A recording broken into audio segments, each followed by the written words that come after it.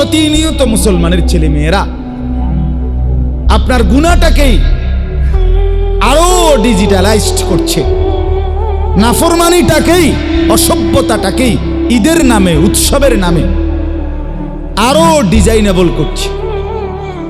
আগে রাস্তার মোড়ে মোড়ে ডেক্সেট বাজাইতো, এখন ডাইরেক্ট পিকআপ ভাড়া কইরা এর উপরে ডেক্সেট লইয়া এরপরে 18-20টা 30টা ছেলে একসাথে এটার ভিতরে লাফায়।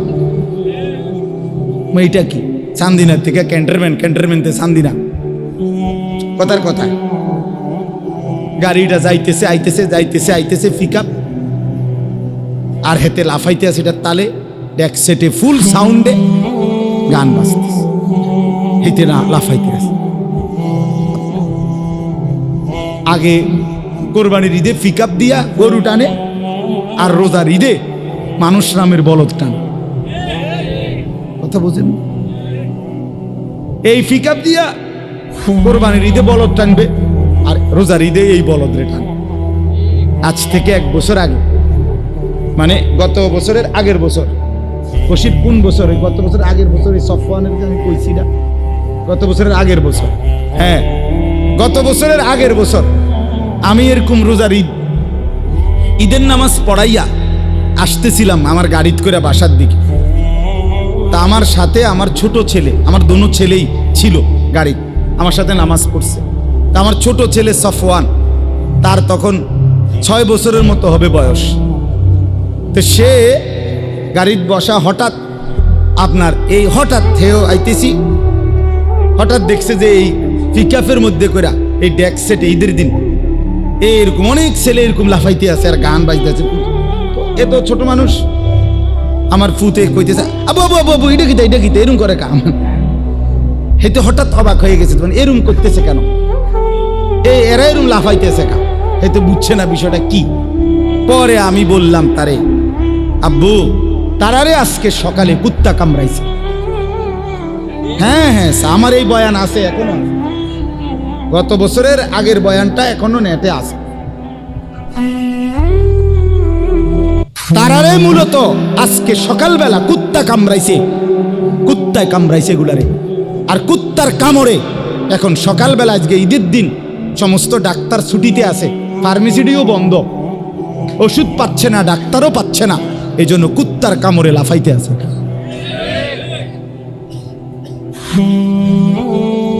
এছাড়া আর কোনো কারণ নাই। এই মানুষরূপী জানোয়ার, সে তার মুসলমানের পরিচয় ভুলে গেছে, সে তার ধর্মের পরিচয় ভুলে গেছে।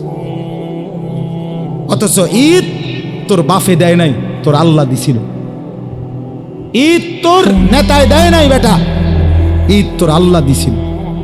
তোর যদি আনন্দই করতে মন চায়, তুই যদি নাচতেই চাস, গাইতেই চাস, তুই যদি গান বাদ্য ঢোল বাজাইতেই চাও, নারী নিয়ে ফুর্তি করতে চাও, তুমি হাইওয়ান খোদার ঈদের দিন করো কেন? তুমি আলগা দিন বানায় লও, তোমার নাচনের আলাদা দিন বানাও। কথা বলেন না কেন? তুমি আলাদা দিবস বানায় নাও। তুমি আল্লাহর দেওয়া নিয়ামত, আল্লাহর দেওয়া দিন, ঈদ আল্লাহ দিছেন, রাসূলুল্লাহর জবান দিয়ে উচ্চারিত হয়েছে, ইন্না লিকুল্লি কওমিন ঈদান ওয়া ইন্না হাদা ঈদুনা। নবী বলছেন প্রত্যেক জাতির নির্দিষ্ট ভিন্ন ভিন্ন খুশির দিন আছে, আর এটা এই রোজার শাওয়ালের প্রথম দিন, জিলহজের 10ম তারিখ, নবী বলেছেন এটা আমাদের ঈদ, এটা আমাদের ঈদ। তাহলে নবীজি বললেন এটা আমাদের ঈদ, নবীজি বললেন এটা আল্লাহ দিয়েছেন, ইন্নাল্লাহা কাদ আবদালাকুম, আল্লাহ পরিবর্তন করে দিয়েছেন। তাহলে যেটা আল্লাহর দেওয়া, যেটা রাসূলের দেওয়া, যেটা নবীজির বলা, সেইখানে আমরা নাফরমানি করা, আমাদের মেয়েরা বেপর্দা চলবে, রাস্তায় রাস্তায় হাঁটবে, আমাদের স্ত্রীরা বেপর্দা চলবে, আমাদের ছেলেরা 1 ওয়াক্ত নামাজ পড়বে না, নাচবে গাইবে। এটাই কি ছিল এই গত 1 মাসের রমজানের এতগুলো ইবাদত দিয়ে আল্লাহ তাআলার চাওয়া? এটাই ছিল না। একটা ওষুধ 30 দিন খাওয়ার পরে 6টা ওষুধ, প্রতিদিন 6টা করে ওষুধ 30 দিন খাওয়ার পরে এটার মেয়াদ, এটার সুস্থতা, এটার টেম্পার, এটা কি 12 ঘন্টা 24 ঘন্টাও থাকে না? আপনি বলেন 30 দিন পরে ঈদের চাঁদ উঠলো, তাহলে সন্ধ্যা 6টা বাজে যদি চাঁদ ওঠে, পরের দিন ঈদের দিন সন্ধ্যা পর্যন্ত 6টা পর্যন্ত তো 24 ঘন্টা, ঠিক কিনা বলেন? এই 24 ঘন্টাও বুঝি তোমার 30 দিনের রোজা, 30 দিনের তারাবি, 30 দিনের ইফতার, 30 দিনের সাহারি, তোমার 10 দিনের এতেকাফ, সবে কদরের এই দোয়া, কান্নাকাটি, কোনো কিছুর মেয়াদ রইল না, সব ছিঁড়া ফালাইলা। এই 24 ঘন্টার ব্যবধান, 24 ঘন্টাও বুঝি ওষুধের মেয়াদ থাকে না। কি রোজা রাখলো?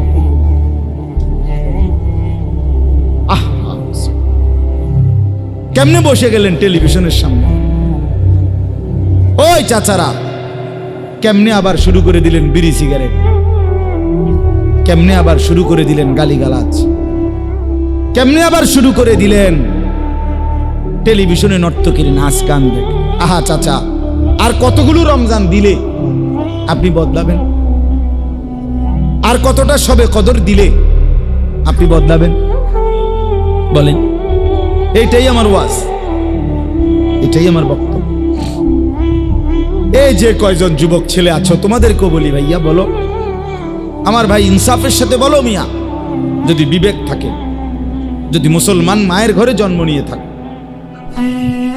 তো বলো মিয়া, এই অসভ্যতার শেষ কথা, এই নাচ গান আর নর্তকী জিনা ব্যভিচারের দৃশ্য দেখা, আর আমাদের এই মা মেয়েদের বেপর্দা চলার শেষ কথা, শেষ আসবে হয় আখিরাতে, নয়তো দুনিয়াতেই যেদিন আল্লাহর গজব আসবে।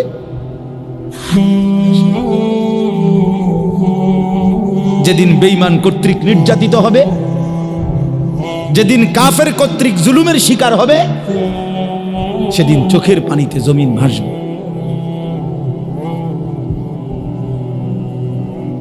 হ্যাঁ, রঙের গুড্ডি উড়াইতেছে সবাই, বাবার কষ্টের টাকা, অভিভাবকের কষ্টের উপার্জন, এইভাবে বাজি ফুটাইয়া, গান বাজায়া, ডেক্সেট বাজায়া সবকিছু করে শেষ করে দিয়েছে। এই জন্য আমি বললাম লাআল্লাকুম তাত্তাকুন, আল্লাহ তাআলার প্রথম চাওয়া ছিল মাহে রমজান থেকে যে আমি তোমাদেরকে মুত্তাকি বানাবো, তাকওয়ার গুণ অর্জন হবে। আর তাকওয়া মানে অন্তরের ভিতরে মালাকা, যোগ্যতা আসা, যে যোগ্যতা আসলে গুনাহ ছেড়ে দিতে সহজ হয়, নেকামল করতে সহজ হয়, এইটাই আশাটা, এটা ছিল টার্গেট। এখন এটা যদি আমাদের অর্জিত না হয়, আমি যদি সেই আগের মতোই গুনায় অভ্যস্ত থাকি, কয়জনের সিদ্ধান্ত নিছেন যে আর মিথ্যা বলবেন না? কয়জনের সিদ্ধান্ত নিতে পারছেন বলেন যে আমি আর হারাম, সুদের লেনদেন, অবৈধ উপার্জন আর করব না? কয়জন নিজের স্ত্রী সন্তানের চরিত্র, পর্দা, এটার খবর নিলেন, সিদ্ধান্ত নিলেন, তাদের পরিবর্তন করাইলেন, করলেন, বা তারা হলো? এটা দেখেন, তাইলে না বুঝবেন রমজানের মাকসাদ অর্জিত হয়েছে কিনা। নাহলে শুধু উপাস রাখা, শুধু স্ত্রী থেকে আপনাকে বিচ্ছেদ করা, এটা মাকসাদ ছিল না। কোন ব্যক্তিকে তার স্ত্রী থেকে 1 মাস দূরে রাখা আল্লাহ তাআলার এটাই তো মূল ইচ্ছা রমজান দ্বারা, না? কোন ব্যক্তিকে খাদ্য পানীয় থেকে বিরত রাখা শুধু এটাই মূল উদ্দেশ্য আল্লাহর, না? যে না তোরে খানার কষ্ট দিমু, তোরে পানীয়র কষ্ট দেব, তোরে তোর স্ত্রী থেকে দূরে রাখে কষ্ট দেব, মানসিক যন্ত্রণা দেব, এটাই ছিল উদ্দেশ্য? এটা না, এটা তো মাকসাদ ছিল না। হালাল স্ত্রী তো হালাল, হালাল খাদ্য তো হালালি, হালাল পানীয় এটা তো হালালি। আল্লাহ তাআলা বলেন, আমি আল্লাহ তাআলা বৈধটুকু নির্দিষ্ট সময় পরিমাণ রমজানে নিষেধ করে আমি চেয়েছিলাম, বৈধটুকু নিষেধ করে বৈধ জিনিস এটার থেকে বিরত থেকে অবৈধ যেগুলো, সেগুলোর জীবাণু যেন তোমার থেকে চলে যায়, এটা ছিল টার্গেট। তোমারে মূলত মিষ্টি আর চিনি, তোমারে যে ডাক্তারে নিষেধ করছে, মাকসাদ কি? মিষ্টি আর চিনি হলো মূলত হারাম, এই জন্য না? না না না, এটা তো বৈধ খাওয়া, কিন্তু আপনার শরীরে যে ডায়াবেটিসের জীবাণু আছে, আপনার শরীরে যে রোগের জীবাণু আছে, ওইটার থেকে আপনাকে সরানোর জন্য, বাঁচানোর জন্য বৈধ মিষ্টি, বৈধ চিনি এটা আপনারে নিষেধ করছে, যেন আপনার থেকে ওই রোগের জীবাণু কি করা যায়, সরানো।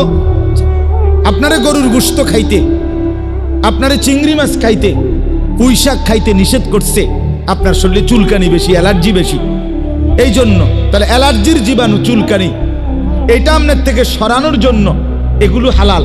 গরুর গোশত খাওয়া হালাল না হারাম? চিংড়ি মাছ হালাল না হারাম? পুঁই শাক হালাল না হারাম? তো এটা তো হালাল ছিল, হালালটা নিষেধ করে দিছে ডাক্তার। মূল উদ্দেশ্য কি? এগুলোর থেকে আপনাকে বাঁচানো, ফিরানো? না না, মূল উদ্দেশ্য হলো আপনার থেকে রোগের জীবাণু সরানো। তো মূল আল্লাহ তাআলা তো রমজান দ্বারা চেয়েছিলেন, এটা উদ্দেশ্য তো ছিল বান্দা খাদ্য পানীয়, স্ত্রী, এটা তো হালাল ছিল। আমি সেটাই নিষেধ করছি যেন সুদের হারাম, ঘুষের হারাম, জিনার হারাম, বেবিচারের হারাম, গালিগালাজের হারাম, চুরি ডাকাতির হারাম, মদ জুয়া নেশার হারাম, এগুলো যেন তোমার থেকে সরে। অবৈধ উপার্জনের হারাম, বেপর্দা জিন্দিগির হারাম, নাচ গান আর আল্লাহর নাফরমানির যেই হারাম, ওই জীবাণুগুলো যেন তোমার থেকে সরে যায়, এই জন্য চেয়েছিলাম। কিন্তু হলো কই? হলোটা কোথায় বাপ? নতুন করে আবার যারা গুনাহ শুরু করে দিয়েছেন পূর্ণোদ্যমে, তা আপনাদের তাকওয়া কোথায়? আপনাদের ফায়দা কোথায়? উপকার কোথায়? এটাই আমার কথা। এটা ভাইবা দেখেন। আপনারা যদি কেউ গুরুত্ব নাও দেন, আমার বাপ, জিন্দিগি শেষ হয়েই যাবে। হ্যাঁ, তামসার জিন্দিগিও শেষ হয়, আবার মেহনতের জিন্দিগিও শেষ হয়। যে ঘুমায় থাকে তার জন্য, যে দুপুরে ঘুমাইছে তার জন্য নির্দিষ্ট সময় পরে বিকাল হয়ে যায়। যে পরিশ্রম করতেছে তার জন্য নির্দিষ্ট সময়ই বিকাল হয়ে যায়। প্রতিটা রাত ভোর হয়ে যায়। তাহাজ্জুদের মুসল্লায় যে রাত কাটায় তারও ভোর হয়, মদের আড্ডায় যে রাত কাটায় তারও ভোর হয়। জেলখানার রাতও ভোর হয়, বাসর রাতও ভোর হয়। ভোর হয় কি না? সময় থেমে থাকে না, জিন্দিগি থেমে যায় না। বাটপার, সিটার, কাফের, বেঈমান, অসভ্য জানোয়ার, হারাম নাফরমান, তার হায়াতও শেষ হচ্ছে। ইমানদার, নেককার, সেজদাওয়ালা, বন্দিগিওয়ালা, তার জিন্দিগিও কি হচ্ছে? শেষ। দেখার বিষয় হলো আখিরাতে কি হবে, এটাই আল্লাহ তাআলা বলছে। ইয়া আইয়ুহাল্লাযীনা আমানুত্তাকুল্লাহ, যে আয়াত আমি পড়ছিলাম সূরা হাশরের আয়াত, কোরআনুল কারীমের 28 নম্বর পারা, 59 নম্বর সূরা, সূরা হাশর। এই সূরার 18, 19, 20 এই তিনটি আয়াত পড়ছিলাম। এই শুধু তরজমা শুনেন। আল্লাহ তাআলা বলেন, ইয়া আইয়ুহাল্লাযীনা আমানুত্তাকুল্লাহ, হে ঈমানদারগণ, হে মুমিনগণ, ইত্তাকুল্লাহ, তোমরা আল্লাহকে ভয় করো, তাকওয়া অবলম্বন করো, গুনাহ ছেড়ে দেওয়ার মতো অভ্যাস করো, নেক আমল আদায় করার অভ্যস্ত হও। এটাই তাকওয়া, এটাই আল্লাহকে ভয় করা। যে আল্লাহকে ভয় করে সে গুনাহ করে না, যে আল্লাহকে ভয় করে সে মালিকের গোলামি ছাড়ে না, তার নামাজ ছুটে না, সে হারাম রোজগার করে না। এটাই তাকওয়া। আল্লাহ তাআলা বলেন, আমি এটাই চাই বান্দা। ইয়া আইয়ুহাল্লাযীনা আমানুত্তাকুল্লাহ, হে মুমিন, ঈমানদার, আল্লাহকে ভয় করো, তাকওয়া অবলম্বন করো। কোরআনুল কারীমে রব্বুল আলামিন এই শব্দ বারবার বলেছেন, একবার দুইবার না, বারবার। ইয়া আইয়ুহাল্লাযীনা আমানুত্তাকুল্লাহ, ইয়া আইয়ুহাল্লাযীনা আমানুত্তাকুল্লাহ। মুমিন, আল্লাহকে ভয় করো। তুমি ঈমানদার, তোমার পরিচয় মুসলমান, তুমি মুসলমানের ঘরে জন্ম নিয়েছো, তুমি মুমিন, তুমি আলতু ফালতু না, তুমি বেঈমান না, কাফের না, তুমি হিন্দু নও, বুদ্ধ নও, মুশরিক নও, তুমি ইহুদি নও, খ্রিস্টান নও, তুমি মূর্তি পূজক না বান্দা, তুমি মুমিন। তুমি কালেমাওয়ালা, তুমি ঈমানওয়ালা, তুমি আমাকে ভয় করবে না তো কে করবে? আমি আলহামদুলিল্লাহ ফজরের নামাজ পড়ে ঈদের দিন বাসায় আমার বিবি বাচ্চা নিয়ে আমি তালিম করছি। স্বাভাবিকভাবে আমি ফজরের পরে অল্প সময় তালিম করি বাসায়, আমার বউ বাচ্চা নিয়ে, শুধু আমার বিবি আর আমার 4 জন সন্তান, 2টা ছেলে 2টা মেয়ে আলহামদুলিল্লাহ। তো আমার ছোট মেয়ে এটা 2.5 বছর, পরেও ঘুমেতে উঠাইছি, আব্বাও আব্বুর সাথে বসো, তা আমার কোলে বসাইয়া তালিম করছি। ফজরের নামাজ পড়ে আমার ছেলে, বড় ছেলের বয়স 12 বছর, ছোট ছেলের বয়স 7.5 8 বছর, 8 বছর হয় নাই, 7.5 বছর, মেয়েটার বয়স 14 বছর, আর ছোটটা কোলের 2.5 বছর। তো এদেরকে সহ, আমার বিবি সহ, তো আমার ছেলে মেয়েদেরকে বললাম, আব্বু আমরা মুসলমান, আমরা মোমেন, মনে রাখো বাপ, একটু পরে ডানে বামে ঈদের আনন্দ করতে গিয়ে অনেকের ঘরে, অনেকের রাস্তায়, অনেকের বাড়ির সামনে নাচবে, গাইবে, গান বাদ্য হবে, ঢোল বাজনা বাজবে। বাকি আমরা মুসলমান, আমরা ইমানদার, আমাদের আখেরাত আছে, একটু কষ্ট হইলেও বাপ হজম কইরো। আমি ছেলে মেয়েদেরকে আমি নিজে বাসায় বুঝাইয়া কইছি, একটু হজম করো, আমাদের জন্য এটার অনুমতি নাই, আমরা ইনশাআল্লাহ আখেরাতে মজা করব, আমরা আখেরাতেই ফুর্তি করব ইনশাআল্লাহ। আর দুনিয়া চলো আমরাই মজা করি ঘরে বসে, আমরা রান্না বান্না করি সবাই মিল্লা, এটা ওইটা কুটা দেই, আমি অনেক কিছু আনছি বাজারের থেকে, চলো এগুলো আমরা রান্না বান্না করি, সবাই মিল্লা কাজ করি, মজা করি আমরা। তো গুনাহের এই পরিবেশ, চারিদিকের মানুষগুলো নাচছে গাইতেছে মনে করলেই তোমরা ভাইব না যে তোমরা মনে কষ্টে আছো, না না, ইনশাআল্লাহ একটু সবর করলে আখেরাতে মোমেন শুধুই হাসবে আর নাফরমান অনন্তকালের জন্য শুধু কাঁদবে। আজকের হাসি শেষ হয়ে যায়, আজকের কান্না শেষ হয়ে যায়, কিন্তু মৃত্যু পরবর্তী হাসলে আর কোনোদিন কাঁদবে না। মৃত্যু পরবর্তী মোমেন হাসলে আর কান্না নাই, নাফরমান কাঁদলে খোদার কসম আর হাসি নাই। হ্যাঁ, আমরা বেকুব না মিয়া, ছেলে পেলে তোমাদেরকেও বলি মিয়া, পরের নারী দেখা, পরের ছবি দেখা আর অসভ্যতায় জীবন কাটানো এ কোনো বুদ্ধিমানের কাজ না, এ কোনো চালাক মানুষের কাজ না। জিন্দেগির সমস্ত ফিকির হারাম রোজগার, অবৈধ উপার্জন করে তুমি যেই সংসার চালাচ্ছ, আরে বেওকফ, এই স্ত্রী সন্তান তোমার মৃত্যুর পরে তুমি দুনিয়া থাকতেও এরা তোমার 2 পয়সার মনে রাখবে না। 2 পয়সা, বাপ বিদেশ, বাপের কষ্টের রক্ত পানি করা টাকার 2 পয়সার মূল্য দেয় না বউ বাচ্চা, এত কষ্টের মেহনতের টাকা, আর এরা এখানে 2 হাতে ফালতু কাজে মোবাইলের এমবি ঢুকাইয়া এরপরে ফালতু কাপড় চোপড় গহনা কিনা বেচারার বিদেশের এই কষ্টের টাকা সব শেষ করে দেয়। তো দুনিয়াতেই তো কোনো কদর করে না। আমি তো এইবারও উমরার সফরে সৌদি আরব মক্কায়, এইবারও আমি প্রবাসীদের রোমে গেছি, বয়ান করছি প্রবাসীদের জন্য আলাদা, তাগর রোমে বইয়া বইয়া 12 জন 16 জন 20 জন 30 জন, কত যুবক দেখলাম, আহা কি কষ্ট করে, কি কষ্ট। এক রুমে 16 জন থাকে, 12 জন কোন রকম, একবারে দেখছি ঠান্ডা জ্বর উঠছে, নিচে ফ্লোরে আপনার একটা চাদর বিছানো, এটার মধ্যে শুয়ে রয়েছে, কেউ নাই, কে কার খবর, সবাই তো ডিউটি, 12 ঘন্টা 16 ঘন্টা 14 ঘন্টা ডিউটি।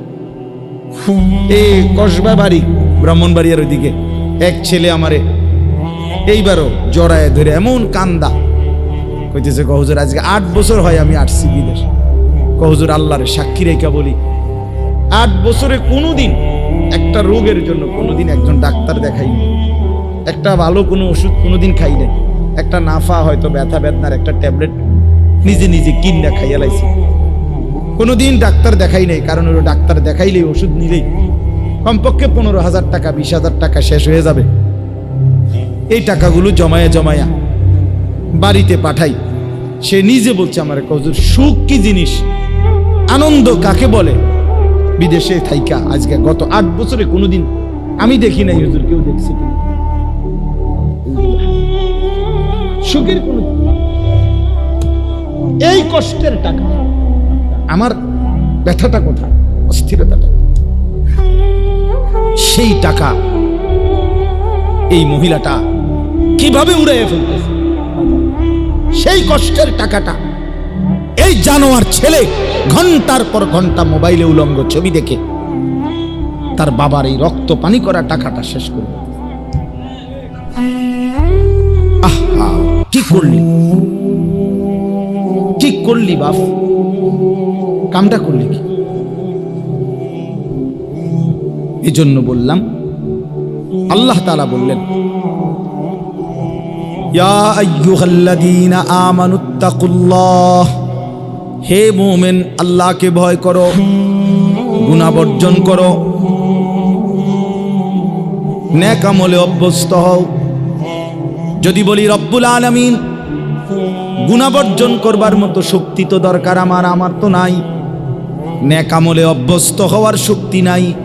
আল্লাহ বলেন, এজন্যই তো রমজান দিলাম, একটা মাস আমি আল্লাহর হুকুম মেনে রোজা, নামাজ, তারাবি, এতেকাফ, শবে কদর, এই সবগুলো ইবাদত মাত্র একটা মাস কষ্ট করে করো। লাআল্লাকুম তাত্তাকুন, তাকওয়ার দৌলত আমি তোমাকে দিয়ে দেব, আমি মুত্তাকি বানিয়ে দেব, তাকওয়ার যোগ্যতা আমি দিয়ে দেব। এবার তুমি গুনাহ ছাড়তে পারবা, নেক আমলও করতে পারবা। সুবহানাল্লাহ। এই জন্য রমজানের সফলতা, সার্থকতা তখনই যখন আমার আপনার মধ্যে এই তাকওয়া আসে।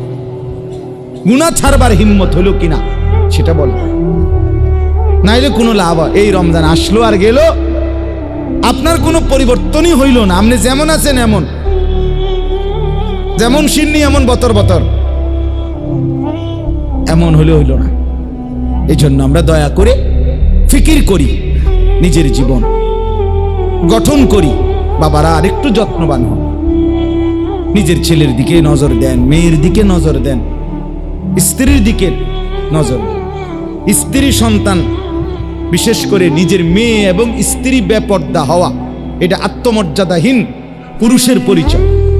যেই পুরুষের গায়রত নাই, আমি সবসময় বলি, কারো যদি প্রেস্টিজে লাগে লাগো, আপনি প্রেস্টিজ দিয়ে লাইয়েন।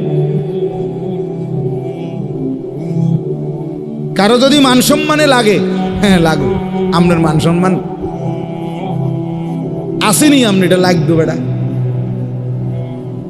যার স্ত্রী বেপর্দা, যার মেয়ে বেপর্দা, এই লোক আত্মসম্মানহীন, আত্মমর্যাদাহীন পুরুষ, বেগায়রত, তার আত্মসম্মান নাই।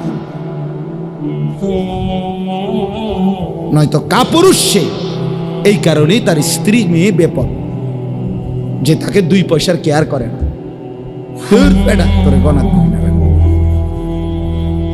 হ্যাঁ, নাইলে এই ঈদের কেনাকাটা যত মহিলা করলো, মেয়ে করলো, আপনি আপনার মেয়ে, এই সমস্ত টাকা স্বামীর, সমস্ত টাকা বাবার, অথচ এই কষ্টের টাকার উনার রং চায় রাস্তার বখাটে, রাস্তার দুশ্চরিত্র। এটা কি কথা? এটা কেমন আত্মসম্মানহীন মানুষের কথা? এই জন্য দয়া করে ফিকির করে। আল্লাহ তাআলা বলছে, বল তানজুর নাফসুম মা কদ্দামাত লিগাদ। আমার বান্দা খেয়াল করো, আগামীকাল কিয়ামতের জন্য তুমি আজকের দুনিয়া থেকে কি পাঠাচ্ছ। এটাই তোমার আখিরাতের পুঁজি সংগ্রহের জায়গা। দুনিয়া, এখান থেকেই আখিরাতের জন্য পাঠাইতে হবে। মা কদ্দামাত, হিসাব করো আখিরাতের জন্য কি পাঠাইছো। ওয়াত্তাকুল্লাহ। এরপরে আল্লাহ আবার বলতেছেন, বান্দা আবারও বলছি, কথাটা ফেলে দিও না, আমাকেই ভয় করো, গুনাহ ছাড়ো, নেক আমলে অভ্যস্ত হও। ইন্নাল্লাহা খাবীরুম বিমা তা'মালুন। এরপরে আল্লাহ বলেন, শোনো বান্দা ইমানদার, তোমাকে বলছি, আমি কিন্তু তোমরা যা করছো তার পূর্ণ খবর রাখছি। এক বিন্দু আমার থেকে আড়াল করতে পারবা না। এমনকি হৃদয়ের ভিতরের যেই কথাগুলো খোদার কসম কোরআনে আছে, আল্লাহ তাআলা বলে, বান্দা কিয়ামতের দিন তোমার অন্তরের ভিতরে যে কথাগুলো উঠানামা করতো, ভালো মন্দ, আমাদের হৃদয়ে অনেক কথা আছে না? আমরা বলি না যে বেটা মনে আরো অনেক দুঃখ আছে, বা আমার আরো মনে অনেক কথা আছে। এই অন্তরের কথাগুলো পর্যন্ত আল্লাহ বলেন আমি খবর রাখি, কিয়ামতের দিন সেগুলোও তোমার সামনে আমলনামার মধ্যে লিখিত খোলামেলা দেখায় দেয়। ইয়াউমা তুবলাস সারাইর ওয়া হুসিলা মা ফিস সুদূর, অন্তরের কথাগুলো। এই জন্য আল্লাহ বলেন আমি সব খবর রাখছি, আমাকে ভয় করো, আখিরাতের জন্য কি পাঠাইলো এটা হিসাব করো। এরপরে আল্লাহ বলেন ওয়ালা তাকুনু কাল্লাযীনা নাসুল্লাহা ফাআনসাহুম আনফুসাহুম, আমার বান্দা এমনটা হইও না যে আমি আল্লাহকে ভুলে গেলাম। আল্লাহ বলেন আমার কিচ্ছু হবে না, বিশ্বাস করো বান্দা, একদিন তুমি তোমাকে ভুলে যাবে। আমারে বলতে বলতে আমার কিচ্ছু হইতো না, শেষ পর্যন্ত তোমার নিজের কথা আর তোমার মনে থাকবে না। তুমি যে মানুষ, তুমি যে মুসলমান, তোমার যে মরণ হবে, তোমার যে কবর হবে, তোমারে যে দুইজন ফেরেশতা প্রশ্ন করবে, তোমারে যে হাসরের ময়দানে দাঁড়াইতে হবে, তোমার যে মিজানের পাল্লায় ওজন হবে তোমার আমল, তোমারে যে একটা আমল নামা দিবে, তোমারে যে ফুলসেরাত পার হইতে হবে, এই কথাগুলোই তোমার প্রয়োজন। এগুলোই একদিন তুমি ভুইল্লা যাইবা। শুধু দুনিয়া দুনিয়া, ব্যস্ততায় ব্যস্ততায় একদিন দেখবা সব কিছু জায়গা ত্রাইকা, দোকান দোকানের জায়গায়, বিল্ডিং বিল্ডিং এর জায়গায়, গাড়ি গাড়ির জায়গায়, সব তোমার জায়গায় যেটা যেখানে ছিল ওইখানে রাইখা দুনিয়া তোমারে লাথি দিয়া কবরে ফেলাই দিবে। যা যাবে, যা হারামি। তুই জানোস না আমি তোর বাপ দাদা 14 গোষ্ঠী কাউরে থাকতে দেই নাই, তুই এরম শুরু করলি কে বেটা? হ্যাঁ, তুই যে মনে হয় দুনিয়া সব খাইয়ে লাগবি লাগে। কিতা ঘটনা কিতা? তুই কারো মৃত্যু দেখো নাই? তুমি কোনো কবরস্থানে যাও নাই কোনোদিন? তুমি কোনো লাশের জানাজা পড়ো নাই? যে মানুষটা তোমার সামনে লাশ, সে কি একদিন হাত নাড়াইতো না? কথা বলে না? তার চক্ষুই খোলা ছিল না কোনোদিন? সে কি একদিন দৌড়ঝাঁপ করে নাই দুনিয়ায়? সে এখন নড়ে চলে না কেন? সে হাসে না কেন?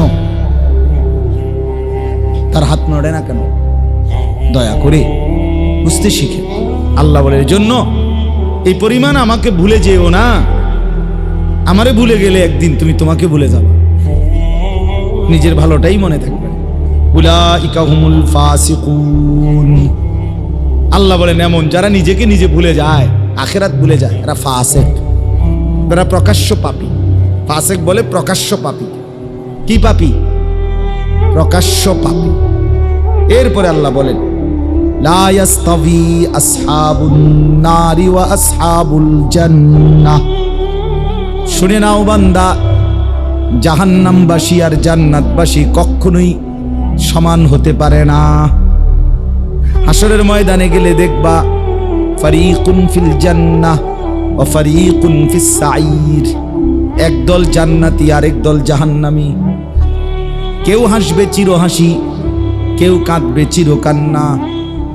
আম্মা মান উতিয়া কিতাবাহু বিয়ামিনি ফায়াকুলু হাউম ইকরাউ কিতাবিয়া, আল্লাহ বলে যার আমলনামা ডান হাতে দেয়া হবে সে হাসরবাসীকে চিৎকার করে বলবে, হাসরবাসী দেখো, ইকরাউ কিতাবিয়া, আমার আমলনামায় দেখো আমার নামের সাথে জান্নাতি লেখা হয়ে গেছে।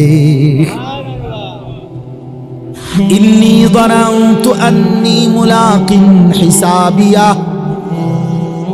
ডান হাতে আমলনামা যার হবে সে বলবে, বন্ধু আমি দুনিয়ায় থাকতে বিশ্বাস করতাম এমন একটা হাসরের দিন হবে, এমন একটা হিসাবের দিন হবে যার ফলে আমি বাজারও করেছি, নামাজও পড়েছি, যার ফলে আমি উপার্জনও করেছি, হালালও খেয়েছি, যার ফলে আমি সংসারও করেছি, আখিরাতের পথও ধরেছি, যার ফলে আমি সন্তানের খরচও করেছি, আল্লাহর রাস্তায় দান সদকাও করেছি, কারণ আমি জানতাম এখানেই শেষ না। সুবহানাল্লাহ। ওয়া আম্মা মান উতিয়া কিতাবাহু বিশিমালি ফায়াকুলু ইয়া লাইতানি লাম উতা কিতাবিয়া। এরপরে আল্লাহ বলেন, যার আমলনামা তার বাম হাতে দেয়া হবে, সে একটা চিৎকার করে বলবে, হায় আফসোস, যদি আমার আমলনামা আমার হাতে না দিত।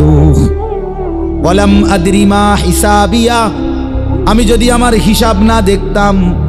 ইয়া লাইতাহা কানাতিল কাদিয়া, হায় মৃত্যু এসে যদি আমাকে শেষ করে দিত, আমি যদি আবার মরে যেতাম, আমি যদি নিশ্চিহ্ন হয়ে যেতাম।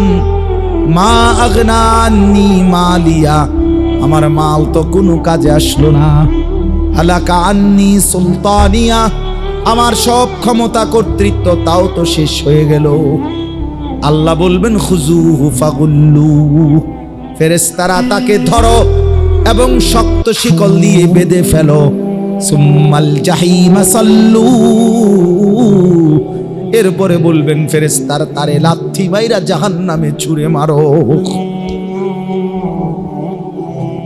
সুম্মা ফি সিলসিলাতিন যারউহা ৭০ যিরাআন ফাসলুকু,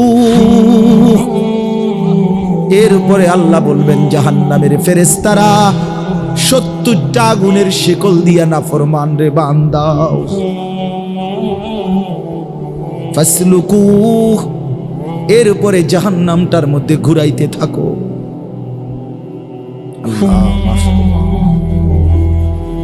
আসহাবুল জান্নাতি হুমুল ফাইজুন। আল্লাহ বলেন, শোনো বান্দা মুমিন, শুধুমাত্র যারা জান্নাতি হবে তারাই একমাত্র সফল হবে।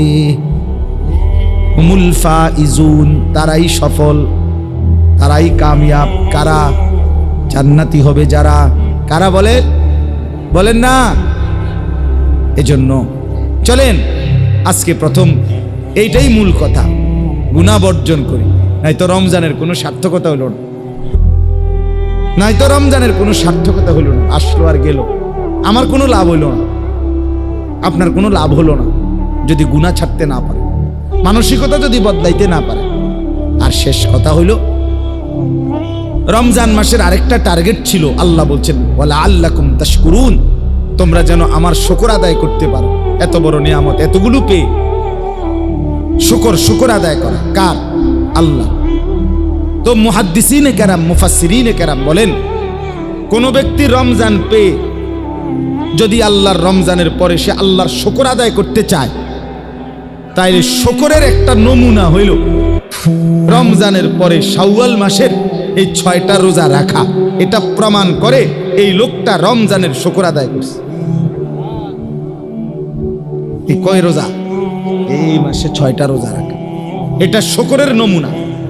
আমি আল্লাহর রমজান পেয়ে, আল্লাহ যে আমার ইবাদত আমলের তৌফিক দিছে, পুরা মাসটা হায়াত দিছে, বাঁচাইছে, আমি যে ওযু, নামাজ, তারাবি, ইফতার, সাহারি, রোজা, এতেকাফ, শবে কদর, এই নিয়ামতগুলো অর্জন করার চেষ্টা করছি, এটা শুকর হিসাবে। আর 6টা রোজা রাখা, এই শাওয়াল মাসে 6টা রোজা রাখা। নবী সাল্লাল্লাহু আলাইহি ওয়াসাল্লাম বলেন, মান সামা রমাদানা সুম্মা আতবাআহু সিত্তাম মিন শাওয়াল কানা কাসিয়ামিদ দাহর। যে ব্যক্তি রমজানের রোজা রাখলো, অতঃপর তার সাথে মিলাইয়া শাওয়াল মাসে আরো 6টি রোজা রাখলো, কয়টি? সে যেন পূর্ণ 1 বছরের রোজার সওয়াব পেয়ে গেল। কিভাবে পাইল? নবীজি আরেক হাদিসে এটার ব্যাখ্যা করে দিছে। একটি আমল, নেক আমল, ফেরেশতার ডান কাঁধে কমপক্ষে 10 লেখা হয়। 10-এর নিচে কোনো নেকি নেই। 10-এর নিচে এই ডান কাঁধের ফেরেশতার যে নেকি লেখে, যে খাতাত, এটার মধ্যে 1, 2, 3, 4, 5, 6, 7, 8, 9 এই পর্যন্ত সংখ্যা নাই। এনে টোটালিটা নাই। উনি শুরুই করে 10-এর থেকে। বুঝেন নাই কথা? ডান কাঁধের ফেরেশতা শুরু করে কত থেকে? 10-এর থেকে শুরু। এটা বাড়ে, 10 70 হয়, 70 7000 হয়, 7000 70,000 হয়, 70,000 7 লক্ষ হয়, 7 লক্ষ 70 লক্ষ হয়, 70 লক্ষ 70,000 লক্ষ হয়, 70,000 লক্ষ 7 কোটি হয়, 7 কোটি 70 কোটি হয়, 70 কোটি 70,000 কোটি হয়। এরপরে কোন বেলায় আইসা আল্লাহ ডাইরেক্ট ফেরেশতারে বলে তুমি লেখো না আমি লেখো, আমি লিখব। শুরু হয় কত থেকে? 10। একটি নেক আমল কমপক্ষে 10। তাহলে 1 মাস রমজানে কেউ যদি রোজা রাখে, এটারে যদি 10 ধরেন তাহলে 10 মাস, কমপক্ষে 10 মাসের নেকি হইল। তাহলে 1 মাসে কয় মাস হইল? কথা কয় না, 10 মাস। আর 6টা রোজা যদি কেউ রাখে তাহলে একটা রোজা 10টা রোজা, তাহলে 6টা রোজায় কয়টা? 60টা। 60টায় কয় মাস? তো হইল কয় মাস? সহজ। 1 মাসে কয় মাস? 10 মাস। রমজানের 1 মাসে কয় মাস? আর 6টা রোজায় 60, তো 60 দিনে কয় মাস? 2 মাস। তাহলে 10 আর 2 12 মাস। এই জন্য এই 6টা রোজা রাখার ইনশাআল্লাহ চেষ্টা করবেন। বলেন ইনশাআল্লাহ। কেমনে রাখবেন? একসাথে 6টা রোজা রাখতে পারেন, ভাঙ্গাও রাখতে পারেন, যেমনে সুবিধা আপনার। একটা করে রাখেন, 2টা করে রাখেন। বাকি এই মাস আজকে হলো 2 তারিখ গিয়ে 3 তারিখ চলতেছে, এখন জিলহজ শাওয়ালের আপনি হিসাব করবেন, আরো 27 দিন আছে। তো আপনি এটা দইরে 6টা রোজা কি করবেন? আদায় করবেন। 3টা লাভ হবে। 1 নাম্বার, কিতাবে লিখছে কেউ যদি 6টা রোজা রাখে এই শাওয়ালের 3টা লাভ হয়। 1 নাম্বার হলো তার রমজানের ফরজ রোজার মধ্যে যদি কোনো ঘাটতি থাকে, সুন্নত নফল দ্বারা আল্লাহ তাআলা এই রোজাগুলোর দ্বারা সেই ঘাটতি পূরণ করে পূর্ণ নেকি দিয়ে দিবেন। 2 নাম্বার, যে ব্যক্তি, হাদিসে আছে নবী বলছে একটি নেক আমল কারো যদি কবুল হয়, এটার প্রমাণ হইল, বাহ্যিক একটা নমুনা হইল আল্লাহ তাকে সেই নেক আমল পুনরায় করার তৌফিক দেয়। তো কারো রমজানের রোজা কবুল হয়েছে কিনা এটার একটা বাহ্যিক প্রমাণ হইল তাকে আল্লাহ পুনরায় পরের মাসে 6টা রোজা রাখার তৌফিক দিছে। তাহলে এই 6টা রোজা যে রাখতে পারবে, প্রমাণ হবে, আশা করা যাবে যার রমজানটা কবুল হয়েছে। এই কারণেই আল্লাহ তাকে পুনরায় রোজা রাখার তৌফিক দিছে। আপনারা একবার সুবহানাল্লাহ কন্ত, আবার কন্ত, আবার বলেন তো। এ কয়বার কইলেন? এই প্রথমবার বলার কারণে এটা কবুল হয়েছে দেখা দ্বিতীয়বার বলার তৌফিক হয়েছে, দ্বিতীয়বার এটা কবুল হয়েছে দেখা তৃতীয়বার বলার তৌফিক হয়েছে। কারো ফজরের নামাজ কবুল হইলে জোহরের নামাজের চাহিদা হয়, কারো জোহর কবুল হইলে আসরের চাহিদা হয়, কারো সকালের নাস্তা হজম হইলে দুপুরের খাবারের চাহিদা হয়, কারো দুপুরের খানা হজম হইলে রাতের খানার চাহিদা হয়। ঠিক তেমনি ভাবে এক ওয়াক্ত নামাজ কবুল হইলে পরের ওয়াক্ত নামাজের চাহিদা তৈরি। অতএব এই 6 রোজা প্রমাণ করবে রমজানের রোজা কবুল হয়েছে। আর 3 নাম্বার হলো এই যেটা এখন বললাম, শুকর। আল্লাহ যে আমার এত বড় রমজান দিছে, সুযোগ দিছে, হায়াত দিছে, এটার শুকর আদায় হবে এই 6 রোজার দ্বারা। তাহলে 6 রোজার দ্বারা আমার ফরজ রোজার ত্রুটি বিচ্যুতি মাফ হবে। এই 6 রোজার দ্বারা আমার পিছনের রমজান কবুল হয়েছে এটার প্রমাণ মিলবে।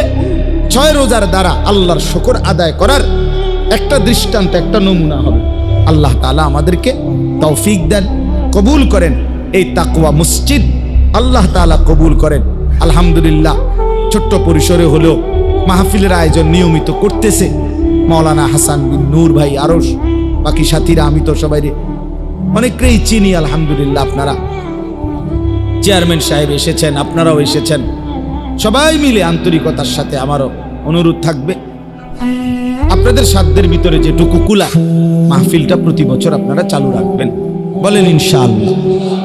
এই ঈদের পর কাছাকাছি টাইমে নিয়মিত আস্তে আস্তে হলে, অল্প অল্পই হোক ইনশাআল্লাহ, এই 1জন 2জন করেও যদি আমরা হতাশ হই না। আলহামদুলিল্লাহ, আমাদের সাথে আমার শায়েখ আল্লামা মুফতি মুশতাকুন নবী কাসিমি হুজুরের সাথে কুমিল্লায় কোটবাড়িতে কমপক্ষে 12 থেকে 1300 সাথী আমাদের সাথে এতেকাফ করছে। এবার এক মসজিদে জি, সিঁড়ির তলে, যদি জায়গা থাকতো মাটির তলে হইতে হইল, সিঁড়ির নিচে মিচে কোনা কানা যেখানে কোনো একটা ফাঁকা জায়গা এইভাবে 5 তলা মসজিদ কানায় কানায় পূর্ণ ছিল। আলহামদুলিল্লাহ, কত সাথী যে ফিরাই দিছি আমরা, সিট দিতে পারি নাই।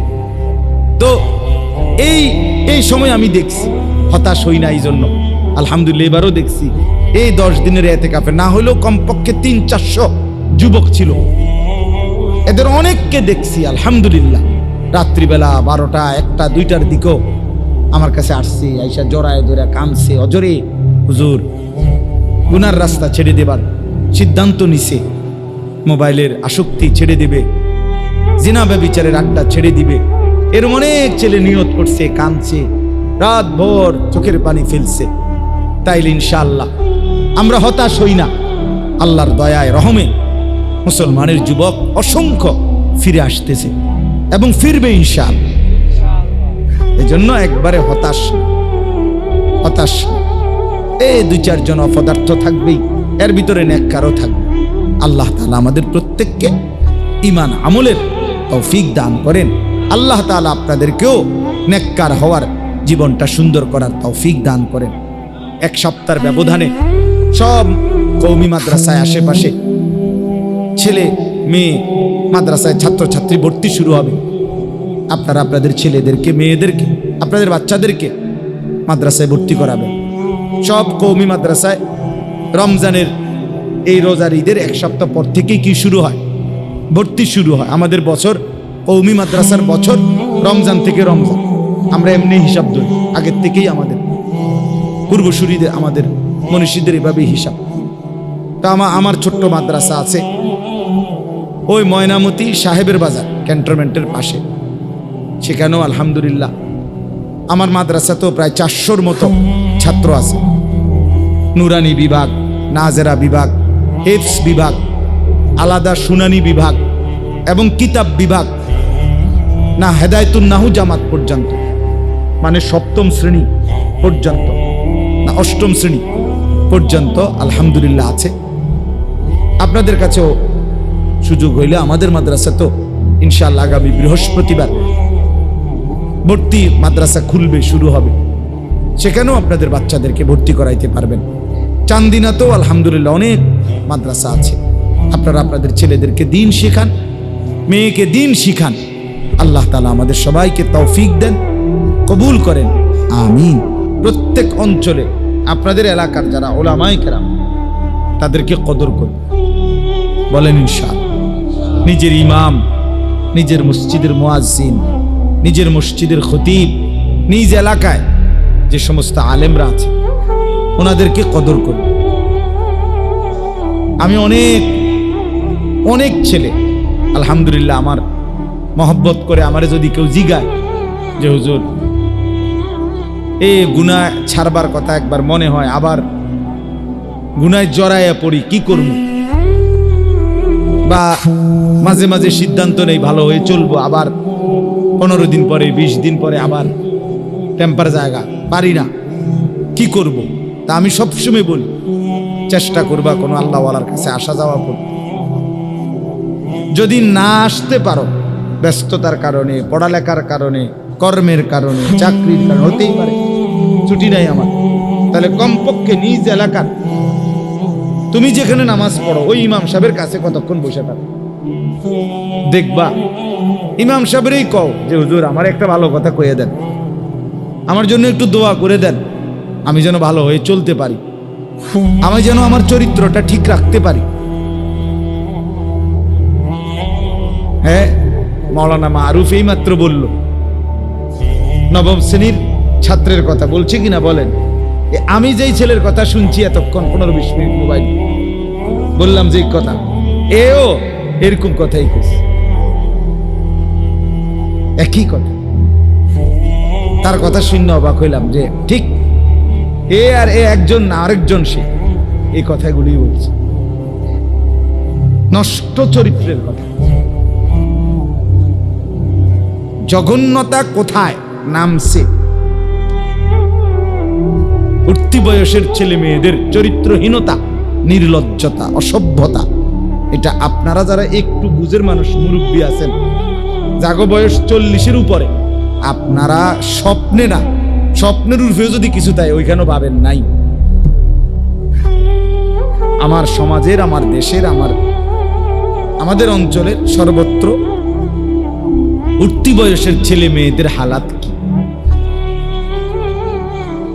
শুধু চুলের ফ্যাশন আর জামার ফ্যাশন না, না, অসভ্যতা আরো অনেক গভীর পৌঁছে গেছে, যেখান থেকে ফিরে আসা বড় কঠিন হয়ে দাঁড়ায়। হ্যাঁ, চেহারার সুরতের মধ্যে নগ্নতা, মনে হয় যেন ভাসতেছে, খেলতেছে। নারীর আসক্তি, যৌন চাহিদা, অসভ্যতা, নেশা, মদ, জুয়া, জিনা, ব্যভিচার, পাগল হয়ে গেছে, পাগল।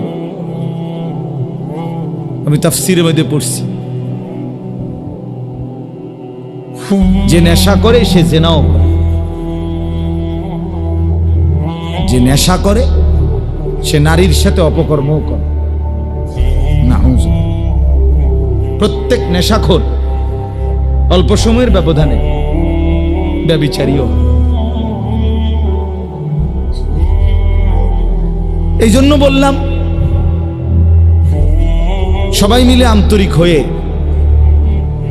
আপনি যদি আরেকটু আন্তরিক না হন আপনারা, তো নিজেদের ঘর পরিবার কিচ্ছু থাকবে না।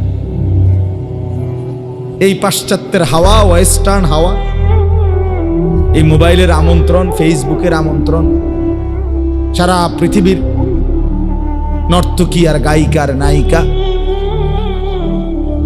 আর এই দুনিয়া লুভী, এই অসভ্য চরিত্রহীন, তাদের আহ্বানে মুসলমানের সন্তান বেসামাল, দিশেহারা, বেচারা একরকম অসহায়, কি করবে কোনোভাবেই নিজেকে নিয়ন্ত্রণ করতে পারতেছে না। এই হাল। এই জন্য বললাম, আপনাদের প্রত্যেকের উচিত নিজ নিজ মহল্লার কোন আলেমের কাছে বেশি আসা যাওয়া করবে, দাওয়াত ও তাবলীগের সাথীদের সাথে বেশি উঠা বসা করবে, ওলামাদের সংস্পর্শে যারা, সোজা কথা আলেমে দ্বীনের সংস্পর্শ, দিনদার মুত্তাকি আলেম। সদবদর হুজুরে লইতো না, আবার মোবাইল টিফিন না হুজুর, আবার নিজে সারাদিন মোবাইল টিপে তাং ফাং করে, এসব সদর বদর লইতো না, ভালো হুজুর হইত। বুঝেন নাই কথাটা? বলে চিনবু কেমন? আপনি দেখলেই চিনবো। আপনি এই যে বাজারে ফসা মাছ বেছে, এই বাজারে ভালো মাছও বেছে। কথা বলেন না কেন? যেই বাজারে আপনার ভেজাল চাল বেছে, এনে ভালো চালু আছে। আপনি যেই বুদ্ধিমান একটু বিচক্ষণতা খাটায়, বিবেক বুদ্ধি খাটায়, সে ঠিকই বের করতে পারে। এখানেও পারবেন, এটা কঠিন কিচ্ছু না।